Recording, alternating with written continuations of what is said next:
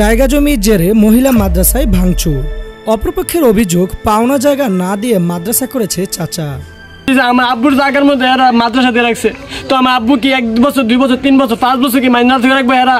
ব্রাহ্মণবাড়িয়ার কসবা উপজেলার বিনাউটি ইউনিয়নের নোয়াপাড়া গ্রামের উম্মু কুলসুম আলমগীর মহিলা মাদ্রাসায় ভাঙচুর করার অভিযোগ উঠেছে মাদ্রাসাটির পরিচালক এনাম আহমেদের বড় ভাই মুজাম্মেলের বিরুদ্ধে। আজ 5 সেপ্টেম্বর সকাল 10টায় পারিবারিক জায়গা জমি নিয়ে বিরোধের জেরে এমন ঘটনা ঘটেছে বলে অভিযোগ করেছে মাদ্রাসা কর্তৃপক্ষ। মাদ্রাসার নাম হলো উম্মে কুলসুম আলমগীর বাড়িকে মাদ্রাসা। এই মাদ্রাসার প্রিন্সিপাল এবং যিনি প্রধান শিক্ষিকা তিনারা দুবাইতে থাকে, আমি এটা নাইব মুহতামিম হিসেবে আছি। এই মাদ্রাসার মুহতামিমের সাথে ওনার বড় ভাই জায়গা সংক্রান্ত সমস্যা কি সেটা বৈধ কি অবৈধ এটা তাদের ব্যক্তিগত বিষয়। একাধিকবার থানাতে এবং পারিবারিকভাবে এবং সামাজিকভাবে বিষয়টি সমাধান হওয়ার পরও তাকে বলা হয়েছে যে মাদ্রাসার যে প্রতিষ্ঠাতা জায়গার যিনি মালিক তিনি এখন বাহিরে আছে, আসার পরে এই বিষয়টা সমাধান করা হবে। এরপরও এই বিষয়টি সমাধানকৃত হওয়ার পরেও সে বারবার মাদ্রাসার মধ্যে আইসা মেয়েদেরকে বিভিন্ন হুমকি দেয়।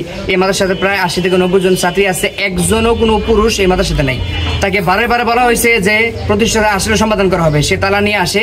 তো যাই হোক, আজকে মাদ্রাসায় যখন ক্লাস চলতেছে, ক্লাস চলাকালীন সময়ে মেয়েরা হাদিসে দর্শ দিতেছে, ফেকার কোরআনে দর্শ দিতেছে। এই অবস্থায় সে অতর্কিতভাবে হামলা করে, দেখেন গেট, মাদ্রাসার বাথরুম সহ মাদ্রাসা একদম তছনছ করে ফেলছে। এবং বড় শিক্ষার্থী ছাত্রী যারা আছে, যারা পর্দা করে, এরা দৌড়িয়ে মানে পানিতে পর্যন্ত পড়তে হয়েছে। যে বাচ্চা তবে বড় ভাইয়ের জায়গা ভাগ না দিয়ে মাদ্রাসা নির্মাণ করেছে মর্মে অভিযোগ করেছে মাদ্রাসাটির পরিচালক এনাম আহমেদের বড় ভাই মুজাম্মেল হক ও তার ভাতিজা স্বাধীন। ঘটনাস্থলে গিয়ে দেখা যায় মাদ্রাসাটির টিনের বেড়া ভাঙ্গা ও কুপিয়ে ফেলা হয়েছে। ভাঙচুরের সময় ক্লাস চলছিল মাদ্রাসাটিতে, তখন শিক্ষার্থীরা ভয়ে দিকবেদিক হয়ে ছোটাছুটি করে ও তারা মারাত্মক ঘাবড়ে যায়। দিকে আমরা যখন ক্লাসে বসছি, উনি হঠাৎ করে এসে আমাদের উপর আক্রমণ করে বসে।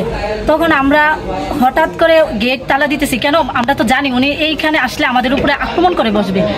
তারপরে হঠাৎ করে উনি ভাঙচুর করা শুরু করছে, ছোট বাচ্চারা চিল্লাপাড়া শুরু করছে। তখন গেট খুলে দিচ্ছি, তোমরা বের হও এদিকে।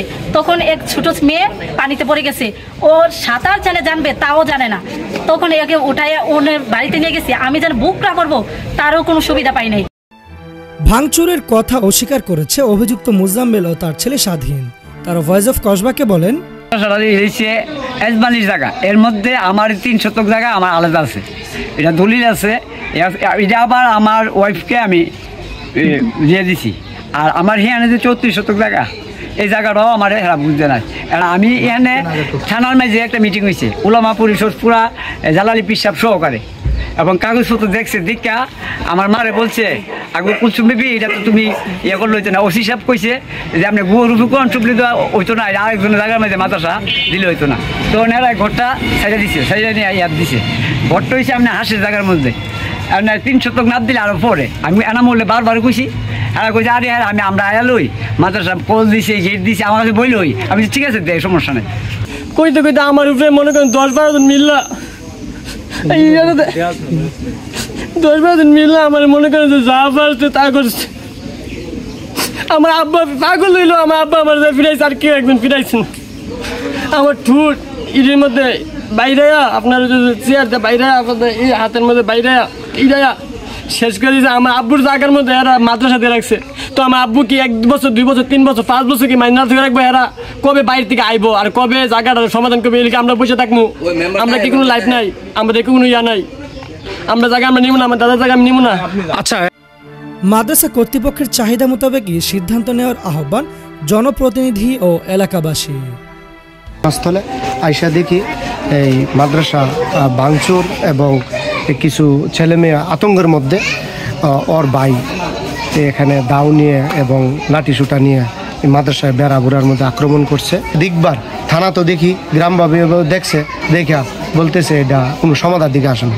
এই কথাটা একদম মিথ্যা, কারণ আমি নিজেও একজন ওয়ার্ডের মেম্বার, আমি আজ পর্যন্ত শুনে নেই যে এটা নিয়ে এভাবে জায়গা নেই। তো আজকে আমি এটার একটা সুষ্ঠু সমাধানও চাই। মাদ্রাসা কর্তৃপক্ষ যে ব্যবস্থা নেয় আমি ওই ব্যবস্থায় একমত। আমি